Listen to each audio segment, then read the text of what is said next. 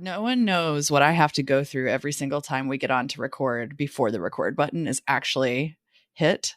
Most of it involving you being exhausting. I was going to say, I hope that wasn't a slight against me. Oh, it definitely was. Co-founder, partner, and saboteur. You're my favorite saboteur. I think we should just do one episode of just pure outtakes, all cut together. It'll probably sound exactly the same for like 45 straight minutes of us just, fuck you, Zencastr, fucking Zoom, goddamn health checks. It's going to be the same thing, just back to back to back. So true.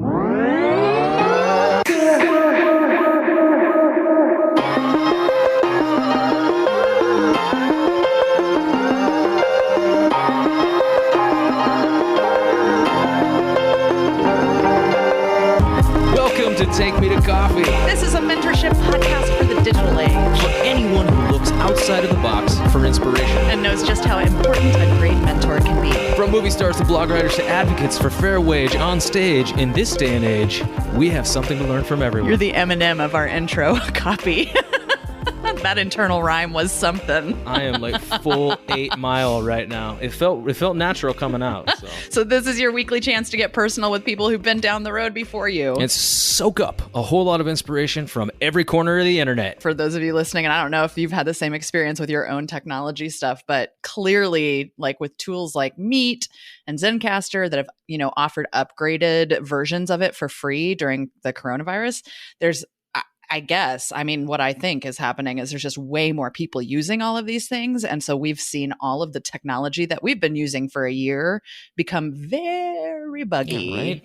It's buggy because you'd think that, everybody's doing Zoom. Everybody's on Zoom calls. Everybody's doing everything else. And then Zencastr, like everybody and their mom's making a fucking podcast now. Yeah. I just read about a couple of other new podcasts that were coming out the other day. And I was like, God, everybody's doing it. Every single person that we know is doing it. And they've all got an angle.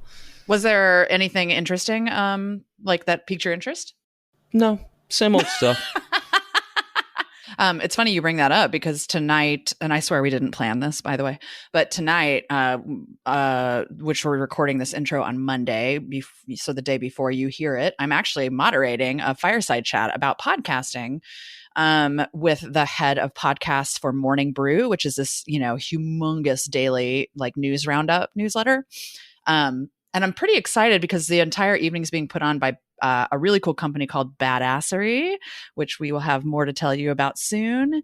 And it's all about Badassery. She's amazing, the founder, Danielle. But the evening is all about finding your why in terms of like, deciding on what you want to do for a podcast, which to your point, I think is like really important. And I think it'll be really interesting to talk to people who are on the business side of things that run big, huge companies and are trying to figure out how to use podcasts to sort of like create a new vertical for their business, because their problems or their challenges are like kind of the direct opposite of ours as creatives when we make a podcast, because they're looking for like, how do we get straight data, or how do we normalize selling ads? And for us, we're like, how do we make a podcast and keep tweaking this podcast to be an amazing creative that takes everybody with us? And it should be a really cool conversation. Badassery. That's the only company I want to be a part of. Anything that's badassery. I know.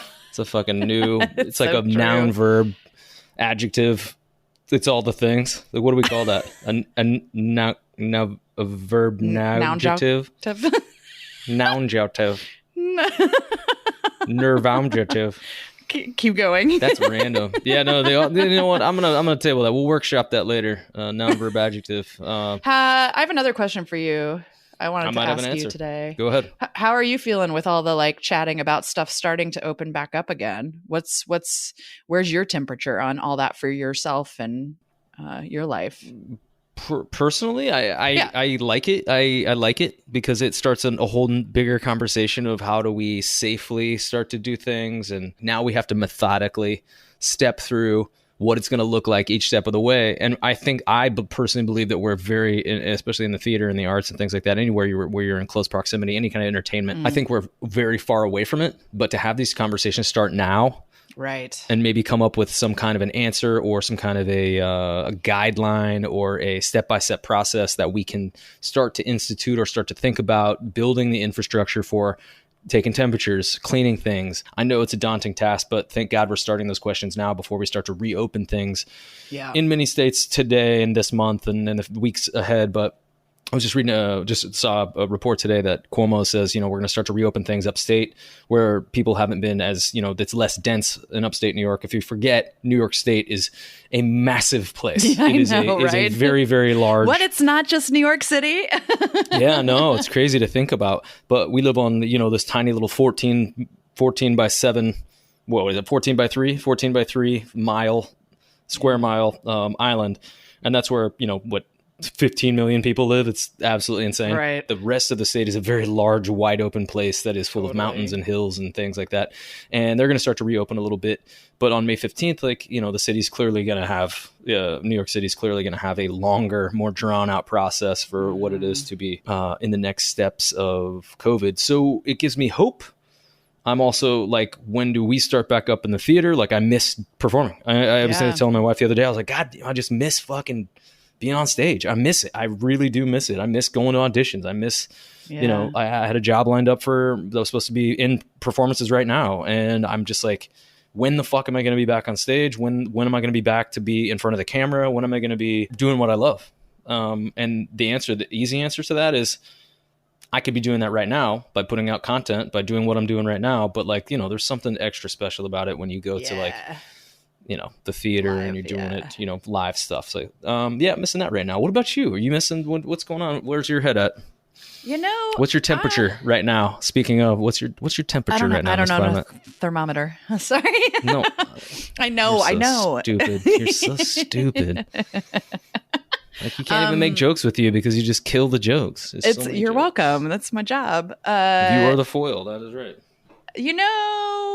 The last couple of days, I have really been thinking a lot about how drastically my life will be changed from this, at least in, the interim. You can never see too far, but also what parts of it I actually want to keep, I don't know. That was a little cryptic, but I think specifically as I keep thinking okay, we know in the next 6 months, we're likely to have some waves of this. I really, really, really don't want to play roulette, any more than I have to. Mm-hmm. And it's been extraordinary and circumstantially lovely to have this kind of focused time on my hands. Do you know what I mean? Yeah. And because you know me, I'm always working and I'm always working hard, but I'm always even in New York City, you add you got 2 or 3 hours of travel every day by the time you've gone to all your meetings all around the city. And, I'm going out to dinner or a play or something every, 3 nights a week or something like that. So my work gets cut off. And right now I'm just here, I'm able to work full time. I'm full time on Broadway Unlocked, acting and directing, and then writing for fun. I have so much time that I sometimes will end an evening for fun writing something for Medium, which has, I didn't have previously. And so I just have been thinking a lot about maybe continuing this sort of lifestyle into the summer and the fall. Actually, I also have just spent so little money, which is so amazing. And it's such a great time because I'm bootstrapping a real scalable business right now. So it also helps me get the business more runway because I'm barely spending any money. Right. So anyway, that's what I've been thinking about. I love it as a, kind of a weird introvert, extrovert. I don't really socially want to go out and see people that aren't if I have to go out to dinner or a dinner or something like that, I'm not going to be hey, listen, let's go out and have a dinner. I'm a person who doesn't want to do all that all the time. I'll do it with my wife and I'll do it with my friends that I want to see. But there's people who are hey, let's go out to dinner and have a dinner. I'm yeah, listen, I don't want to. This is a great excuse. This is a really great excuse for me. That's true. So that because I'm hey, listen, no, it's COVID-19. It far into 2030 when a vaccine happens and all the things and COVID-19 is behind us. I'm going to be yeah, guys, I'm still living a different lifestyle because, just my mind, I can't possibly wrap my head around visiting anybody outside of my Fenn Bruce, right? It's such a canned, it's such a canned bullshit excuse. Because I'm the absolute opposite in this situation. I really love being out all the time and seeing, because there's so many people and I love at the end of a day, oh, this person's around. Let me go meet them for a drink and an appetizer or whatever. And this is just interrupting that impulse, but in a way that I don't mind. Do you know what I mean? I kind of, to be honest with you, can't imagine going back to that sort of like life I was living before this, which there was nothing wrong with it and it was a blast, but like I kind of can't even wrap my head around like a week in which I'm out 5 nights of the 7 nights to see different people. And you know how much money you're going to save? Oh, I do, because I have already. I know. Because I'm not spending any money. It's like groceries and bourbon. That sounds exactly right for you. Yeah. The 2 main food groups in your life. Exactly. Bourbon being at the bottom of the pyramid. That's right. If you think that's the that's exactly Lord. Right. So we got a great guest today. His name is Brian Myers Cooper. And for all of you actors out there, like myself and like Jess, people who want to know about unions, want to know how about the inner workings of things, and you want to know about just kind of little peek backstage. We got the guy for you today. So we've, in these COVID conversations, which is like the last 5, I think, of these episodes, we've been talking about the future of different industries with people who have already reimagined their industries to start with. And so it felt to us like we had to do an episode about Actors Equity Association, which is the union for theater actors, because we are in an insane time right now for our union, and it's going to define the next, decade of our lives as actors and stage managers, and how we work and where we work and how that all is pulled together. So made a little phone call and got our friend Brian Myers Cooper on Brian Myers the line. Brian Myers Cooper. Brian Myers. I'm calling him Brian Myers.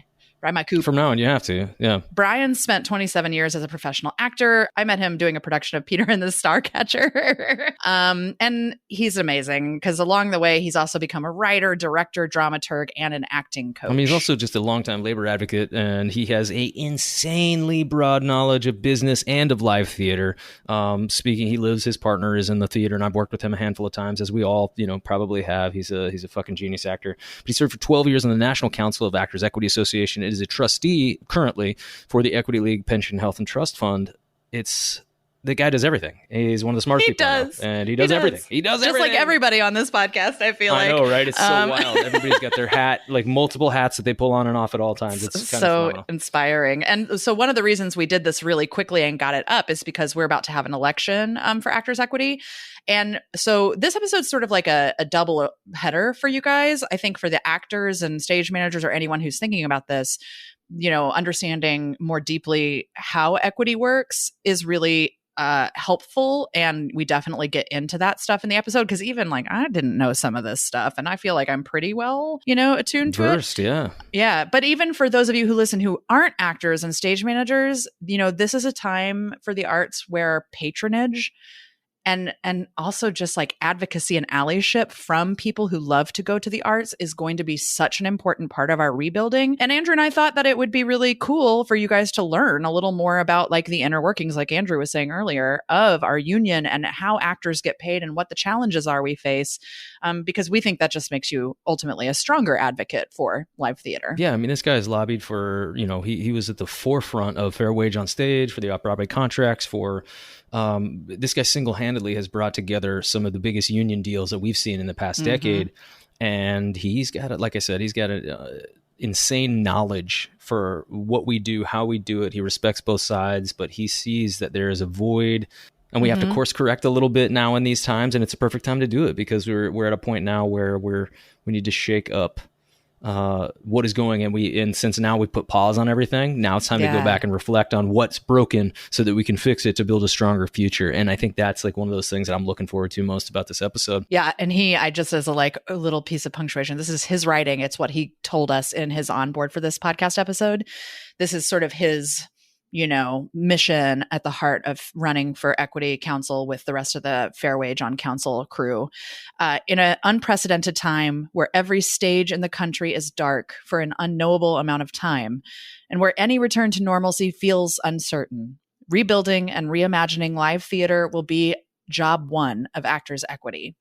Making sure that stage managers and actors are at the center of this new frontier is an essential part of that picture, and is at the heart of the fair wage ethos. Just as a side note, all of you guys out there, we wanted to say that here at Take Me to Coffee, we do things very bipartisan, by the book and whatnot. Brian Myers Cooper is by no means an official spokesperson for equity, or anything that is said heretofore will not be used against him for any, particular reason in a lawful manner. We're just getting some insight. We just want to hear one person's view, and by no means are we endorsing him. You can choose who you want for president. You can choose who you want for equity council. So we really don't give a shit about that. We're just here to get the information out, and that's what we do here on this podcast. We're so excited for you to listen to this. And don't forget, after you're done, follow us on social to leave questions for upcoming guests, watch exclusive video clips, and suggest amazing people we should have coffee with in the future. We hope that you enjoy this episode of Take Me to Coffee with Brian Myers Cooper. And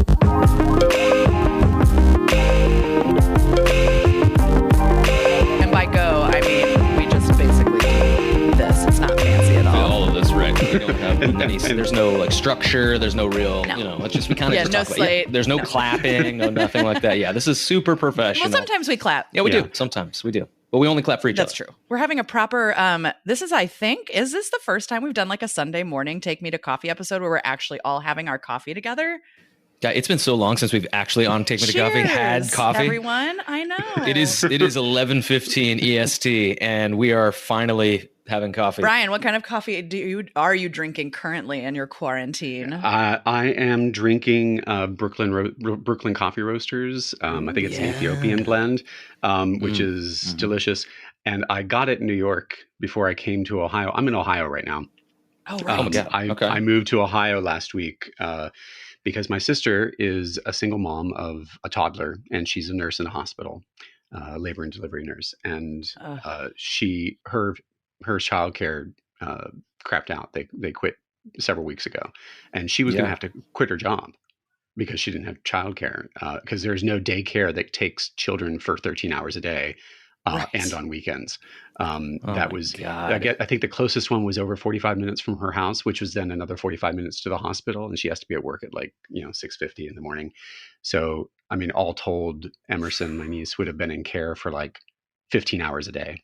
Right. It was just untenable. It's just it's not even fair. Yeah, it's crazy. So, I had always thought, she works in a hospital. It's sort of a matter of time before her exposure may get her sick. And I was like, the second you feel ill, call me. I'm on a plane. And turns out that wasn't the case. The second all your babysitters quit, call me. And I was on a plane, and so here I am, basically a full-time nanny on her when she's working. That's wild. Which of a 2.5-year-old, which is wild. Yeah. I've watched her over her 2-year life. I've been out here maybe 10 times for 3-day stretches when she was working 2 or 3 days in a stretch, and I would have some quality time with her, and it was delicious. It was wonderful. This is all different. Jesus. She is still delightful and wonderful, but oh my Lord, she's got opinions now. She's got opinions. Right. And she's got a little personality. Okay. Oh yeah. It is stunning to just be a witness and a part of it, and just in a struggle just to keep her alive, honestly, to keep her from diving off of furniture. It is she's fast. She is fast.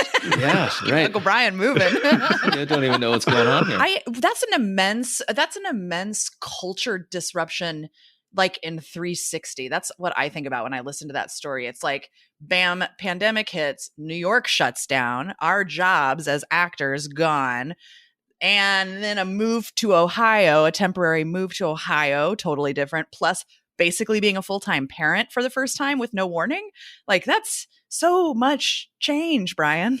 Yeah. And it just highlights the change that everyone is going on. My sister is here in Columbus. Yeah. Ohio has a very different pandemic. Their governor's been really good, but Melissa's hospital is inundated. They are, rationing PPE just like every other hospital. And it is just as dangerous, and they do have COVID cases. So not in the labor and delivery unit per se, but it's just a matter of time before they have a mother come in who's sick, or a father accompanying a mother who's sick. So her life changed so that she was going to have to quit her job. Right. And do, I don't ride it out and hope that she, made it to the other side, or found something else that she could do from home or something. Yeah, but you think about it, and there's a lot of people who aren't in the same situation as she is, who has somebody who's willing to come home and take care of the child, like a good uncle or something. But there's a lot of people I in the same know. situation. Like my heart goes out to those people who have to navigate this new time that we're in right now, trying to figure out how I work and support paycheck to paycheck most situations, and then how I come back to my house, but also find a way to keep my kid alive. Especially at 2 years old, that's insane. And don't you think it's interesting that this is also highlighted how broken our economic system is at the height of the best economy in decades. Yep. It turns out that tens of millions of people were really only one paycheck away from financial ruin. Right. I mean, it's built on a house of cards, and you think about that, and the disparity of wealth that's going on. It's just it's mind-boggling. I saw today that they're estimating that 35 to 45% of Americans are unemployed right now, and the depression was only 25% of everybody, which I didn't know that actually. When I read that, I was like, whoa, because it's such a story for us because we're so far generations removed from the Great Depression that to find out that there was that deep of a story about that time, and we have twice that amount of unemployment is so scary. Yeah, it's. I mean, this is like our Great Depression and our World War II. Yeah, like the cause that we all rally around, and the economic devastation. It's generations have gone without having that. Right. And so we've forgotten what it is. Right. Well, I want to kind of discuss the family dynamic and like how babysitting works and all that fun stuff. Is like, so you uprooted yourself. So what does that mean for your partner? What does that mean for your life? Because you're able to work from home. How has that shifted in your paradigm? Well, I mean, it's everything. So Orville, and you know Orville. And hello to Orville, by the way, because I fucking love him. I love you guys. I love him. It's so Orville Mendoza is my husband. He is back in New York with our fur baby daughter, Kat, who is completely dissatisfied with his parenting skills. By the way, it's sad. You heard it here first, folks. It's. I check in and I try to explain to her, but she doesn't speak English. I mean, she just doesn't speak. It's a series of mews and mows, or like what is it? He's there. We're both unemployed. I mean, we both lost work because of this, and everything that goes along with that. So we're both unemployed. I get this call, and so I was on a plane to come to Columbus last Friday, and I watched Emerson on. And she'd actually already quit the job. Oh my God! The day before, it was to take effect. The day before her last day, she said, "I just can't. I can't not be here during a pandemic. I can't not be where I'm meant to be." Yeah. And she called me and she said, "I mean, I know she didn't want to call me. I know she just put it off. I mean, she just didn't want to impose on me. But in the end, her conscience spoke to her and." She made the call and I'm like, great, I'll be there. So she was put back on the schedule for last weekend. She worked Saturday, Sunday. So I got here on Friday, showered, washed everything I owned, so that I could, because as soon as Melissa comes home from the hospital, she has to shower before she sees Emerson. Right. It's just, and I was coming from New York in a plane. So, I saw her and immediately went to the washer and just stripped and washed. And the next day I started caring for her. She gets up around anywhere between 8 and 9. She's up for roughly 12 hours. She has one nap now. She used to have 2. That was so delightful. So there's barely enough time to for the stage manager to reset for the second block, in the afternoon. Yeah, of course. I mean, you pray for 2, maybe 2.5 hours, but sometimes you get an hour or an hour and a half, and you're going to get 1, a cranky toddler, and 2, you're not done. So you'll be back to those dishes or whatever it was you were doing. My sister said, "My God, this year from January on, I have not gotten anything done." On the days that I'm with her, that I'm home. I mean, she has to get up at like 5:30 as if she's going to work on days she's home with Emerson, just so she has a couple of hours to, unload the dishwasher and do a load of laundry and mop the floors or anything like that. Yeah. Because when you're with her, it is just impossible to, I mean, you get some stuff done, but it's so interrupted. My first day, coming out here, I need an internet. I needed it. Yeah. That's right. I do graphics projects, and everything I do is over If Zoom now. you're listening, he had the crazy in his eyes when Brian said, "I need the internet. I have to have it. I need the internet." And her internet famously sucks, or did. Yeah. But she apparently was actually on quite a nice plan, but her router and her modem had never been updated. I hate that. I hate when they do that. And so, they sold her a better plan, but they didn't say, oh, by the way, you're actually going to need some new equipment. So this was years. So she did that, called them. They told her what router to get. She got it off of Amazon. It was came on Sunday, my second day of caring for Emerson, and then I had to install it because on Monday. I had a website to do and graphics to do, and a Zoom meeting and lots of other stuff, a whole day of work. So while I was watching her, I was also dealing with customer service for a cable internet company. It's like the seventh ring of hell. Because that's fun. And transferring, 15-digit random passwords onto multiple devices. Oh my God. All the while, having a 2.5-year-old try to also help. Yeah. It was challenging. Mentally. Anyway, it is what it is. They're long, delightful days, and they're much the same for her that they always were. There's a little outside time, there's a little TV time, there's a lot of play time, there's 3 meals and 2 snacks and a nap, and then there's another day, and she's thrilled about it, Right. And I get to be a part of it. Now, when she actually knows who I am, a distinct person, I have an identity to her, not just a job function. She used to call me mommy because I was doing the mommy things. Now she calls me munkle. Yeah, mommy uncle. So she has my mommy and my munkle, and I'm like, oh, okay, great. That's so now we have a relationship. Oh, right? That's so special. That we never had in I her mind. died. And so I'm going to be here for weeks, a couple of months, getting to be a part of her life and establishing that relationship. Because if I want to be a part of her life when she's 16, I need to start now. Right. Yeah. That starts now. And I get to really, really pile on the bad influence on me. Yeah. No, that's not true. She gets away with nothing with me. I know all of mommy's rules, and she tested every single one of them. Melissa said she can't climb on this, she can't go in here, she can't do this, she can't do that. The first day, she did every single one of those things. You got to test the boundaries of the new caregiver. Yeah. Or she'd be in the other room, and I'd be like, Emerson, and I'd hear, which is a dead giveaway. Yeah, of course. We're in trouble. Emerson. But she's also honing her skills for a nefarious business. She is. Pushing and the she's boundaries. very, very good at it. Oh, yeah. It runs in the family. Oh, thanks. That's an excellent segue, actually, into why we invited Brian Myers Cooper to come and have coffee with us today. So both Andrew and I have worked with Brian or his husband and his husband in Andrew's case in some capacity. And I don't know about you, Andrew, but for me, when Brian and I got to do a show together, I learned so much about our union from him because Brian has had a long, incredible history as an advocate, representative, and change maker with the union that governs stage work for actors and stage managers.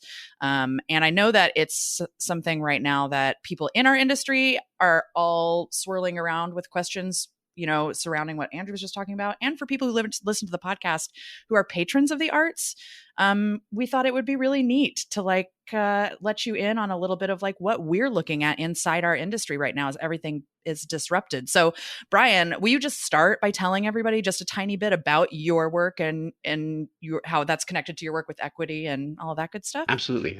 So yeah, I've spent the last 20 years as basically a labor advocate serving the union first on committees, then negotiating teams, and eventually I was elected to the National Council, and I served on the National Council for 12 years, 7 years as a principal counselor and 5 as a chorus counselor. And all of that work led up to the 2016 off-Broadway negotiations, where we changed that marketplace and increase those wages by 32 to 83% in a single contract cycle of 4 Mic years. drop. I am. Yeah. As opposed to, if you know anything about collective bargaining, if you have a 4-year deal, you're lucky to be looking at 9 or 10% Nice. over the 4 years. We move the needle, 15 years into the future, or went back and Course corrected. 15 years into the past and course corrected. Yes, exactly. It was a big deal.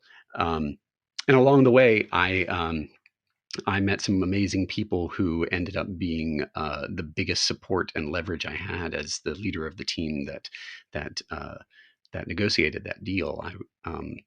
That turned into the fair wage movement. And so my husband, that movement started with that negotiation, but it actually started long before that. About 8 or 9 months before that, my husband did a show where he was getting minimum wage, which was like 10 and change in New York at the time. So his take home from his gross, which was under 300, was like it was not a lot of money. This was a show? He was doing a show? This was a show here in New York. So if you're listening, his husband has done a bazillion Broadway shows. Like, he's not a dude who like is out on his first try for minimum wage, Oh yeah, no. And this business is not a meritocracy. You can be earning a lot of money on Broadway on one job, and the next job can be a minimum wage job at a very prestigious theater working with really world-class artists, but for change. At that time especially, nearly nothing. Yes. And so I met a guy in that cast named Jeff Beal, who was told me about these actors who were getting together in Carson Elrod's living room. And I knew Carson for years. I worked with him like 15 or so years ago. And they were not getting together to complain about their plight and how unfair it was.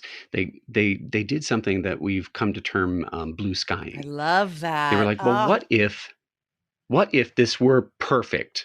What if this were perfect? What would that even look like? Like, I love that. And so I prepping for these negotiations jumped on that, and so I had staff bring those folks in. I call Carson, get those folks in here for a very long meeting, and they had a list of like 21 things that really needed to be addressed and what they thought they should look like in. Like if it wasn't that this is unfair and we need to fix it, it was this is where this really needs to be. In order for us to have dignity, in order for us to have lives, in order for us to have security. And it ranged from everything from discrimination of women and parents in this business to wages, which was their number one item. And when they got down to that item, they said, we would gladly put aside all these other 20 things if this one thing moved enough to make a difference, to give us a living wage and actually pay our bills while we're actually working at the theaters, as opposed to we are subsidizing the theater's business model by paying our bills on credit cards or using our savings, or not making that IRA payment contribution this year, which then turns into tens of thousands of dollars of lost retirement income, a few decades down the road. Right. It's unsustainable. And I heard that, and frankly, I was thrilled, because that was exactly what I needed in order to move the needle. I needed that leverage. I needed that passion. And they became the Off-Broadway working group, an action group. They were Off-Broadway action group during those negotiations. And they wrote letters. They did social media.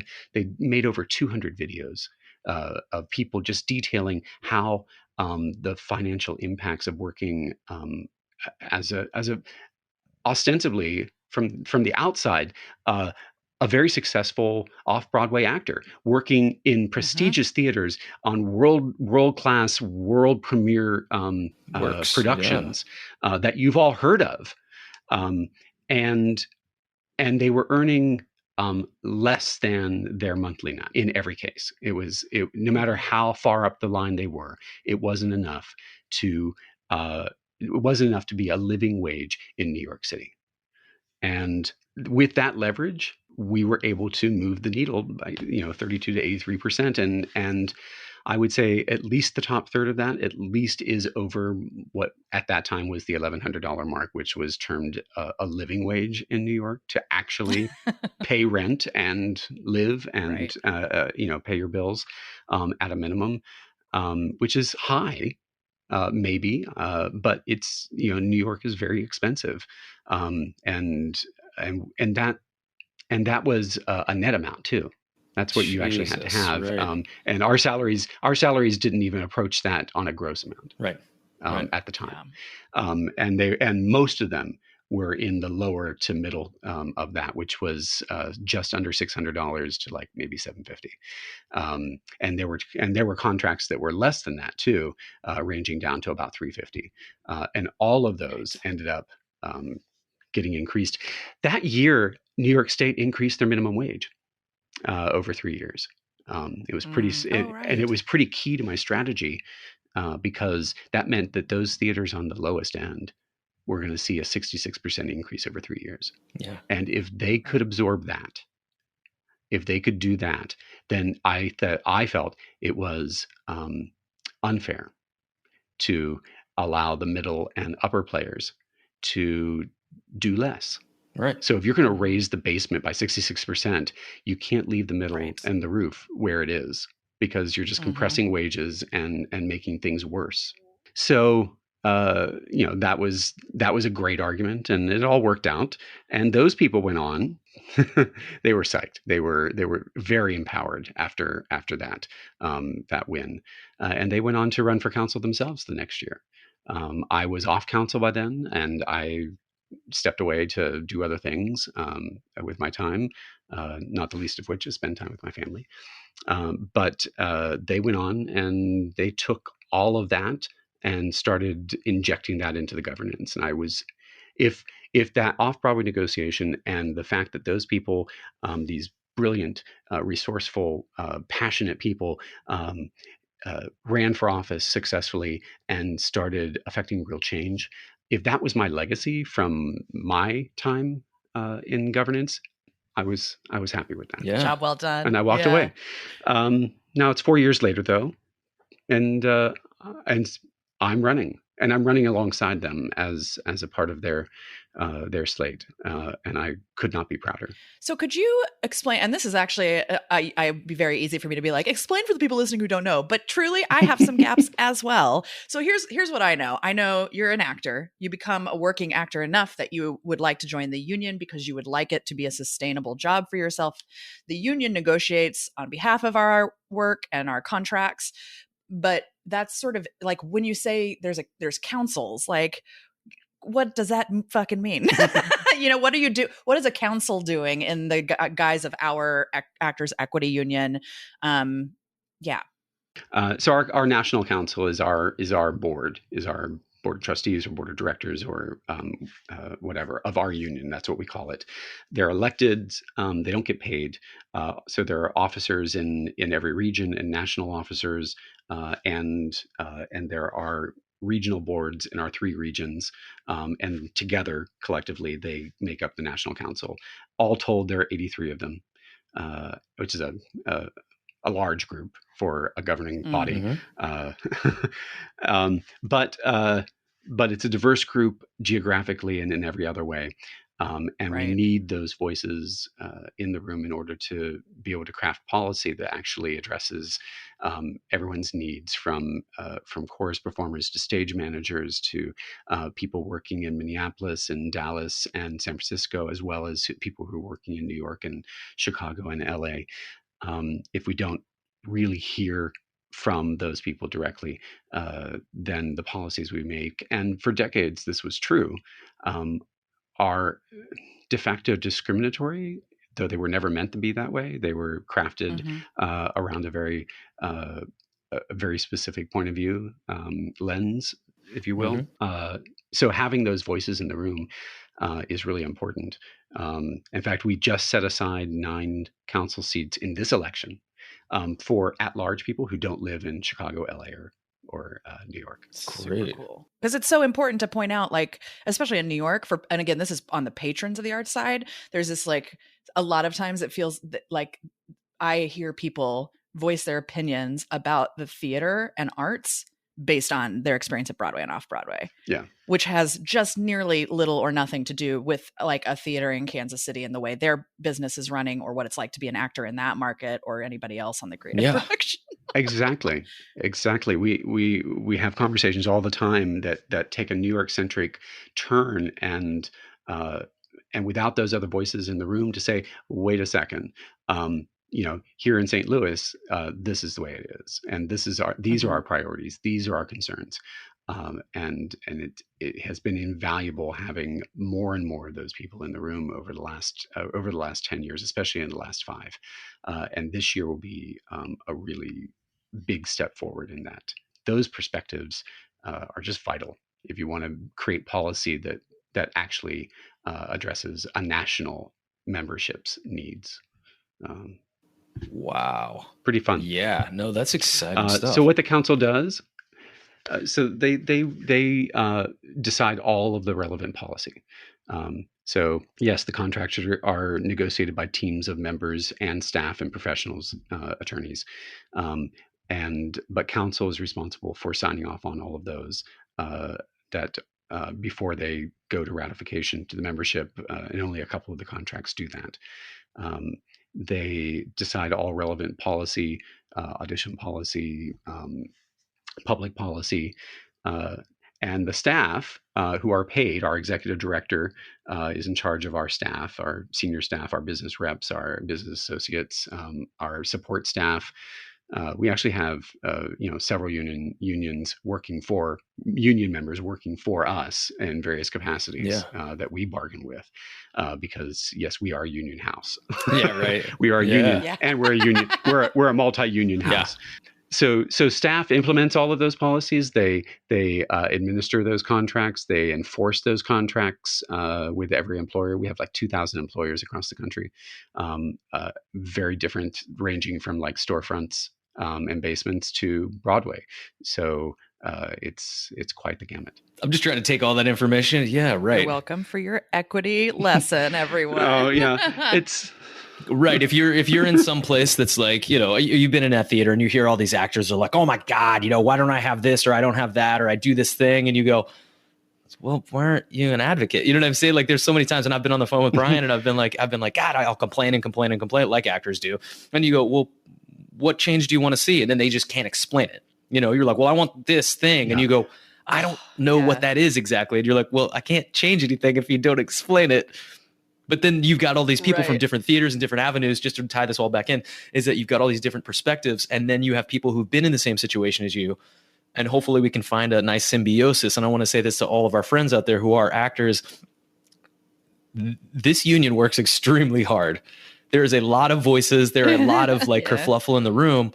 And you've got to understand that it's not easy. It is not easy for these counselors, for these people who are, for our president, our board members and everybody like that, to hear so many voices, filter through that, and then try to elicit positive change that's not just monetary, right? It's everything, trying to fix the whole world in one scope and one contract negotiation is it's impossible. So it's going to take time. I love to now, especially after the first fair wage movement. I love to turn those discussions around into blue sky. Yes, that we're stealing fully that. Just so you know. Hopefully you don't have that trademark or anything, because we're fully stealing it.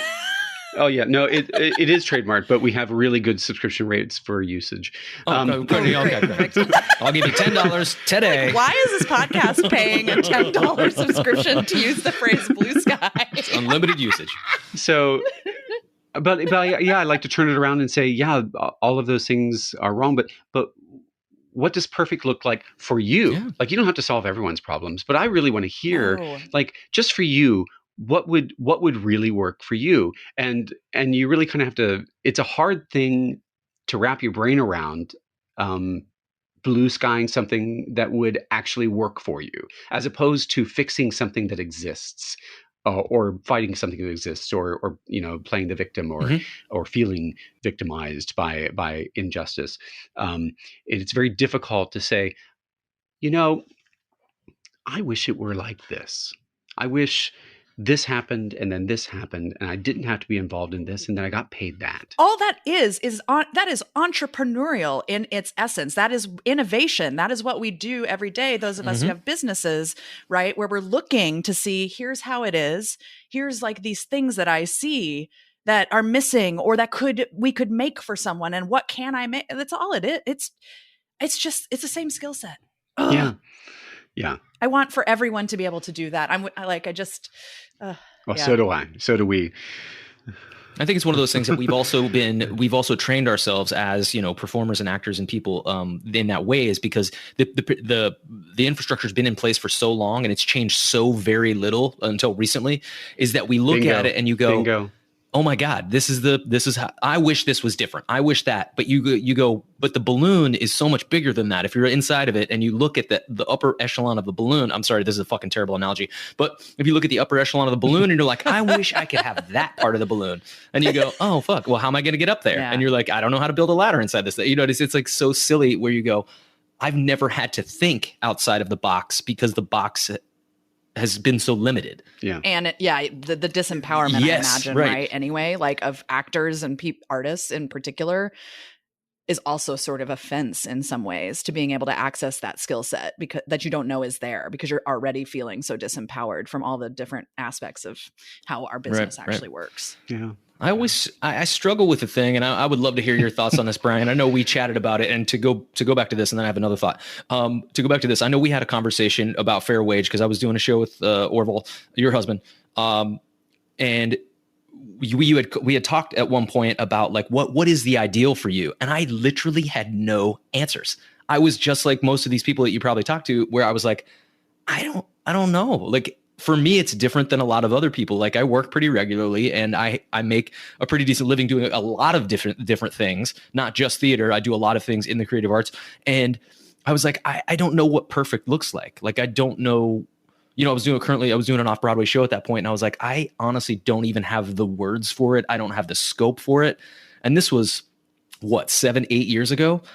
And I was like, and now since I've thought about it, I have a whole new perspective because you turned my mind with the blue skying. You've turned my mind upside down in the way that I even think about negotiating for myself as a business, for the things that I want in my contracts and for the things that I see younger people. I'm personally taking it as my mantle to be like, if we're in a reading or something, and somebody's got questions, I'll be like, well, hey, listen, what do you want from this? And I'll ask those questions as opposed to like, well, then tell somebody that you don't like that. It's not that. It's not telling somebody what no one cares. Exactly. Like it. Nobody gives a shit. It's like, what do you want from it? And then we can go through the paths and the stepping stones of eliciting a change that you want to see. Yeah. And the first change is identifying that. What are my needs? What are my wants? Right. And just manifesting that. Just putting it out there. This is what they are. This is what I need right now. Am I getting that? Yes or no? No. Okay, well, this is where I need to be. Yeah. And that changes everything. Light at the end of the tunnel is super important when you're in the darkness. So if you don't know what the light is, you're never going to be able. I think that's one of the things that's so difficult right now is that everything is so uncertain right now. Right. We just don't. There is no light. There's no expert that can tell us with any certainty what next month is going to be like, let alone what next year is going to be like, or how long any of this is going to take, or what a safe workplace no data looks patterns like. To analyze. There's zero. There's zero. And so we're all in this dark vacuum of information, and it's very, very difficult to navigate on a daily basis. Light at the end of the tunnel. When you just know what that is and you know it exists, even if it's far away, it matters. Right, there's a sense of purpose there. There's a finality. You know that something's coming. It may change its course, but you know that there's like an end point. And I think if a lot of our listeners and people out there are there will be an end to this. It will end. It may look different than you imagine it now or what we've seen in the past, but there will be an end, and it will come at a time that it's meant to come. Like, it's not going to be soon. It may not be. Hopefully it's soon. You can pray for those things and you can hope for those things, but we don't know. There's more questions than answers at this point. What's it like, prepping, or you not prepping because you are currently in the middle of running for equity, knowing that you are about to, if you win your seat, you are walking into probably the most important 2 years in like imaginable history of equity. Because my brain immediately, I want to know what does it feel like to be able to be a leader in that blue sky vision? What does it feel like to know that there's going to be a lot of like tension because equity can be slow about progress, in the world and technology? What does it feel like to feel the pressure, you know what I mean, of knowing that an entire industry depends on what this union does in the next 2 years? That's a lot, and yeah, please, it's exactly why. Try and unpack that. No, it's suitcase. So I stepped away. I stepped away for a while, and I was happy to do that. But honestly, the thing that really galvanized me was these next 2 years. It's going to be so important. And talk about a light at the end of the tunnel. So fair wage gives me a light at the end of the tunnel. I know what the blue sky looks like. But right now, I know that the next 2 years are going to be very different from that. I know that they're going to be very challenging on so many levels.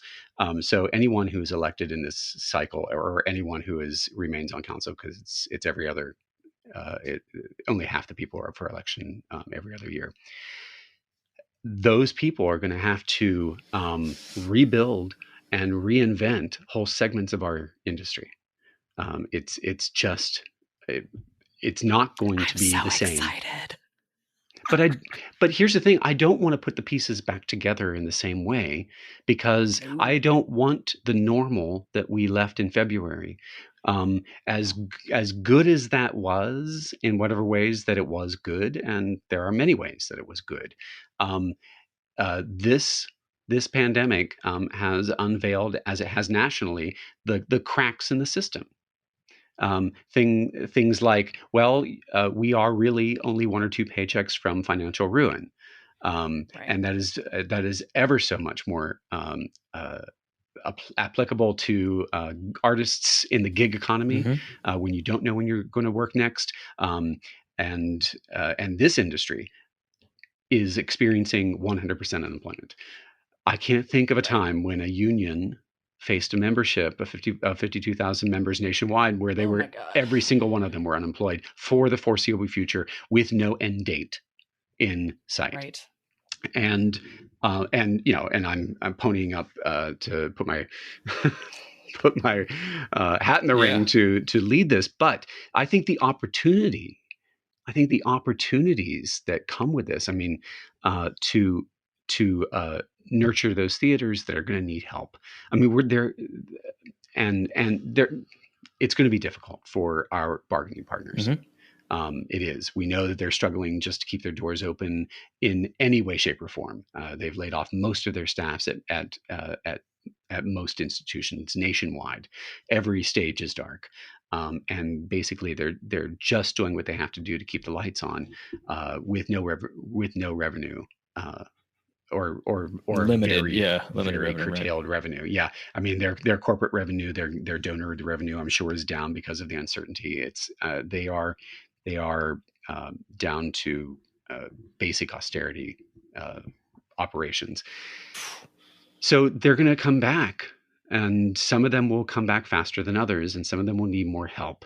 And that off-Broadway negotiation strategy has turned into a thing called Judge It by the Budget, which is where we look at each theater. And it's an official policy that the council passed last year, from my fair wage friends, where we look at each theater holistically, not their box office, or not just their box office, and not just their seating capacity, to figure out where we fit in to have to be paid a commensurately fair portion of their ability to pay us. Yeah. That's just as true in this rebuilding. We're going to have theaters that come back faster, and they're going to do it on the backs of the people who are producing the work, or who are doing the work every night, who are people who are paying to come and see. And we may need to partner and cooperate industry-wide in ways that we would never have done otherwise. There may be contract renegotiations, there may be reopenings of contracts, and there may be temporary measures to help those theaters. But the reality is, the old normal is not where we need to end up. And as theaters recover, we want to be a commensurately and fairly paid part of that recovery. So, while they're recovering on the backs of our labor, we want them to know that that they then need to make sure that they don't leave us behind. Yeah. Because that is a very easy thing to happen, where you make a concession and then return back to normal, but you never regain that lost time, and you never move forward. You don't get that back. Also, I think that there's a lot of reinventing to be done. I think there's the old normal didn't work for a lot of people. Mm-hmm. I mean, if you're a woman, a person of color in this industry, you face challenges that I can only imagine. Well, I don't have to imagine, because my husband is brown, and has faced and does face all of those issues in terms of casting, in terms of opportunity, in terms of body issues, as far as skin color, as far as ethnicity. It is a very complicated web of interconnected issues that are systemic, societal, and are distilled in our industry, because we become archetypes in our medium, and those archetypes are based on our societal dysfunction. So, having the opportunity to really, when we rebuild, build that into the new system. That's it. This disruption, right? Disruption means you get to disrupt. When things are disrupted, you get to disrupt them further, because there aren't any rules anymore. Yeah. We have to rebuild the rules. Yeah. This is sort of like a systemic strike. Yeah. In contract terms, like if you go on strike, you force everything to a stop, and it forces things to reset. When you go back to the table, people are more willing to move. People are more willing to accommodate. And I think this is an opportunity for us all to move forward a little bit more than we would have normally, to accommodate other people's views a little more than we might have before, because we have the time and the space to really listen. And we're seeing their experiences in ways that, and we're experiencing those experiences in ways that we never have before. And I think it just gives us the opportunity to be better leaders, be a better union, be better citizens. So, if there's a silver lining to this awfulness, I think it's that we don't have to go back to what we had. We can do better than that, and if we just acknowledge that and rebuild with that in mind, I'll take that. It certainly would not have been worth the loss of life. It wouldn't. Well, it's never worth that. Yeah. There's none of that. But I can't change that. We can't change that, but we can change our future. And if there's an opportunity to do better, even just in my own backyard at Equity, then I want to. And so, that's where I find myself right now, campaigning in the middle of a pandemic. Right? God. I have to tell you, and I guess this is like kind of my official announcement about it, I suppose, publicly. But so I am show running a digital broadcast gala for the Guthrie right now in Minnesota, which is one of our oldest, most storied theaters in the whole country. And I've been working with them for about 4 weeks already. And it has been such an honor, and I probably won't stop talking about them for the next 9 weeks while we do this. It has been such an honor to see, to your point, Brian, a theatrical institution that takes fiscal responsibility very seriously and therefore has not furloughed any of its staff. Number one. 2, is committed, even in this gala, to making sure everybody gets paid something to appear in it. You know what I mean? And all that good stuff. Great. Which is it's so nice to hear that straight from their administration, right? Number 3, to see this institution, not part of the reason I believe that they haven't laid off staff is because they are really brave and forward thinking and innovative and are already trying to blue sky this for them, right? Acknowledge we can't do what we were doing for a little bit. So like, what can we do, right? Jumping straight into a like really amazingly produced virtual gala broadcast that's like the Give Back concert. None of them have ever done anything like that before. We're having discussions about what could be, and what can they do in their theater while they can't gather people. And so I just sort of think like 360 in my experience with the Guthrie so far, they are the epitome of what you're talking about, Brian, Exactly. in this moment. Exactly. And I've heard from a lot of theater makers who are like looking for ways to employ and pay artists, not only to employ and pay artists, but to do their own work, to do their work. I mean, to make theater. That's what they do. That's they are artists and makers too. So keeping their doors open is great. But I just did a play reading. What is today? Sunday. Okay, so Friday night. Yeah. So Friday, Saturday, Wednesday. Yeah, exactly. At around 8:30, I did a play reading of Sense and Sensibility, just with 8 semi-inebriated artists across the country. Yep. So fun. In fact, it was Stacey Joyce, our director from Peter. Oh my God. Yeah, asked me to read a couple of the roles, and so I poured myself a glass of wine and I got out some Girl Scout cookies and had myself a day. And we were all artists for a second because we need to do that. So Totally. anytime that an institution says we still need to be the theater makers that we are, but that also means that we have an obligation to that community and to those individuals to pay them, to make sure that they can do the thing that they do when they partner with us. Which is just it's just a working business model, Yeah. right? Like It's you're not sustainable. building it on a sustainable working business model. That's all. That's like really the biggest opportunity is to rebuild, even if they're very tiny for a little while, working sustainable business models. Yeah. Oh, yeah. shit. We are out of time. Oh my. Yeah, right. I mean, I know. So if people want to, the election, tell us when the election is, where they can follow Fair Wage Stuff, where they can follow you, all that good stuff. Okay, folks. You can find me on @BryMyCooper, BrimyCooper on Instagram and Twitter. You can find me on Facebook at Brian Myers Cooper. Fairwageoncouncil.org. Spelled everything exactly how you think it would be. No spaces. Yeah, we'll put it in the show notes. You'll find all of our candidates there. Where I'm running alongside 15 amazing candidates.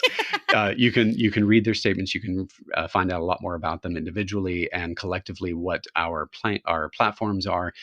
We have a COVID page. We don't have a crystal ball. There are no answers there, but certainly our ethos feeds into what we want to see come out of this, and we want to be a part of that. So fairwageoncouncil.org. You can find us all on Facebook. We do a Fair Wage Fridays every Friday. So on Facebook, if you find the Fair Wage Fridays group, you can find out more information about that, or you can sign up for our mailing list on our website.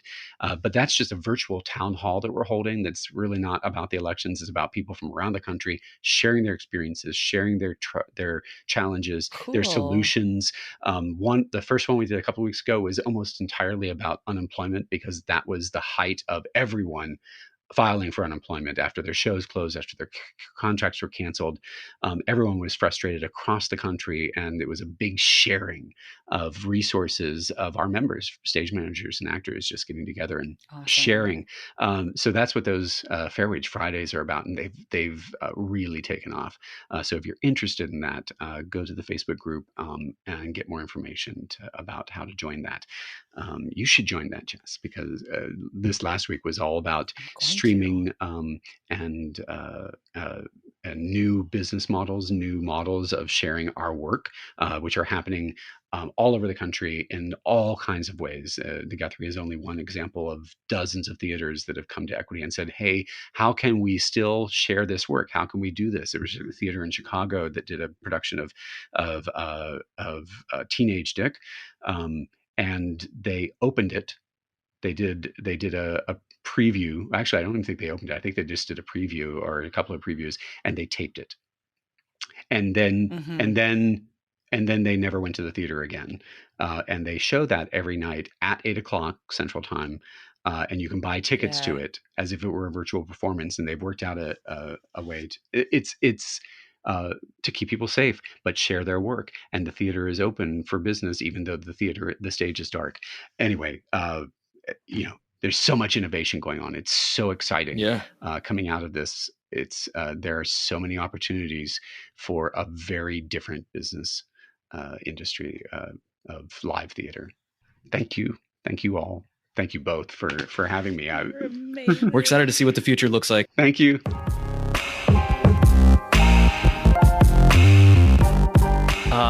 Jess, can we talk about Brian Myers Cooper real quick? The haircut, the pants, the genius. He's a fine looking man. He looks like he's in his fucking mid-30s, but he's 53. Did he say? Yeah. God, that's like, insane.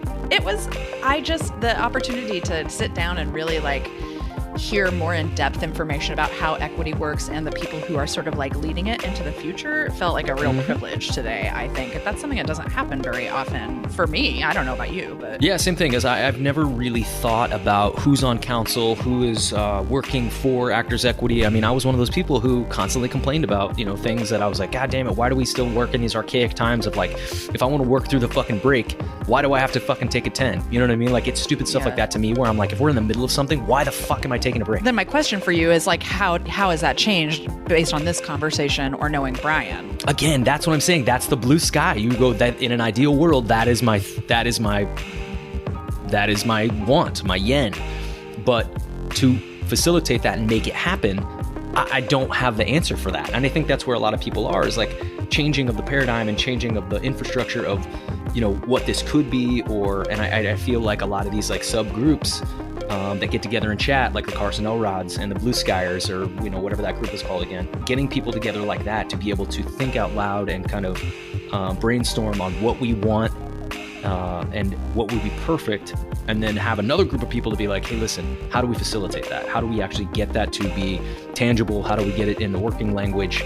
I'm excited to see where it goes, and I would love to actually put myself into a spot where I'm able to bloviate, if you will, on the and to postulate on these ideas, but also to get down into the nooks and crannies of what's broken, how do we fix that, how do we bolster some of this stuff and make it stronger for the future? How do we become more of a less subjective as artists and more tangible as a union? Got to start thinking about running for equity, Andrew. That's kind of where I was at. That's kind of what. Hey guys, this is my bid. No, I'm kidding. But yeah, that's the future. My great hope for everyone who listened to this episode is, if you are in the theater, you absolutely go follow Brian Myers Cooper at Brian My Cooper on all the platforms. And if you're a patron of the arts and you listen to this, please go follow him, because by knowing more about how our industry works on the back end and what is happening with actors and stage managers, you become a more effective advocate and ally for the arts, particularly in this moment in which everything is really tenuous and no one really knows what's happening, except we know we can't live in a world without the arts. He's a great source of information and will always obviously help amplify any of the fair wage folks' work as well. So head over to those socials and follow him. If you want to know more about this, head over to Twitter, Instagram, or Facebook and follow us at TM2C Podcast. Ask your questions for our upcoming guests, like Brian, or tell us about someone smart and cool that you think that we should follow online or you think we should talk to. Hey, and y'all, get into our back catalog of episodes. You can get nerdy about TikTok with influencer and cellist Nathan Chan. Learn about the Artist Plus Activist Relief Fund with changemaker Michael Skolnick. Or you can sink into what happens next with musical theater on our coffee date with the Broadway Husbands. And that's just 3 of the many, many awesome coffee date episodes we've put out. Can we talk about how we're trending in Romania and Germany? come get some. That's it for this episode of Take Me to Coffee. Now it's your turn. 1, check out new episodes every Tuesday on your favorite podcast and Skibbity Peps. Tony Becker Comedy. You're killing me in these COVID times, bro. 2, for special bonus content, including being able to see the nursery room Brian is currently turning into his command central. Join our coffee club over at Patreon, www.patreon.com/TM2C podcast. Your contribution helps us continue to make this podcast for you, with you, and completely ad-free. No one tells us what to do. 3, check out some of our other past coffee dates and leave us a review so we can emerge from the dark corners of the podcast swamp. I'm Jess. I'm Andrew. We'll see you next week. See you next week. Okay, bye. Okay. Okay, bye. One comes around one today. They don't see things the same. 2 walk like 2 out the door. Then you have magic.